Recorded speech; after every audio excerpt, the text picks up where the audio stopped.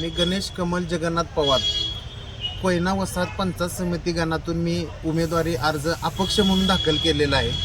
अर्ज दाखल करत असताना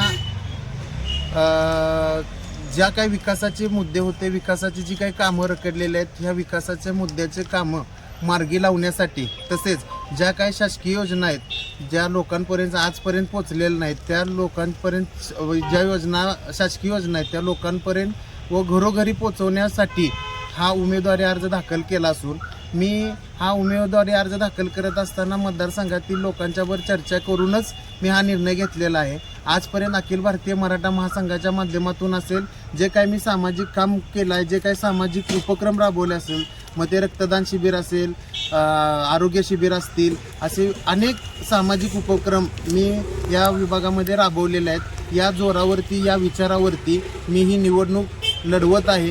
ज्यावेळेस मी मतदारसंघामध्ये लोकांशी चर्चा केली त्यावेळेस लोकांनी मला सांगितलं की गणेश भाऊ, तुम्ही उभं राहा, आमचा तुम्हाला पाठिंबा राहील। तुम्ही अपक्ष म्हणून जरी उभं राहिलात तरी तुम्ही जे काय सामाजिक काम केले त्या सामाजिक कामाच्या जोरावरती आपण चांगल्या पद्धतीने मताधिक्य घेऊन विजयश्री खेचून आणू शकतो। त्यासाठी तुम्ही अर्ज भरा।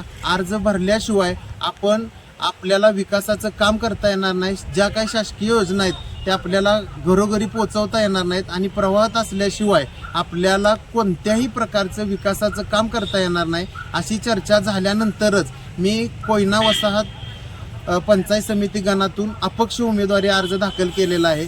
तरी माझ्या तमाम मतदार बंधू भगिनी माता तसेच आबालवृद्ध मित्रमंडळ या सर्वांना मतदार बंधूंना माझी एक विनंती राहील की मी अपक्ष म्हणून आज अर्ज भरलेला आहे। यासाठी मला चांगल्या मताधिक्याने निवडून द्यावं अशी मी तुम्हा सर्वांना विनंती करतो आणि एकदा संधी द्या, या संधीचं सोनं मी नक्की करेन। धन्यवाद। तुम्ही किती वर्ष झालं मराठी महासंघात काम करता?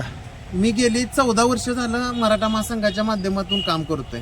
दरवर्षी रक्तदान शिबिर असेल, आरोग्य शिबिर असतील, असे विविध उपक्रम मी या माध्यमातून राबवलेले आहेत लोकहिताचे।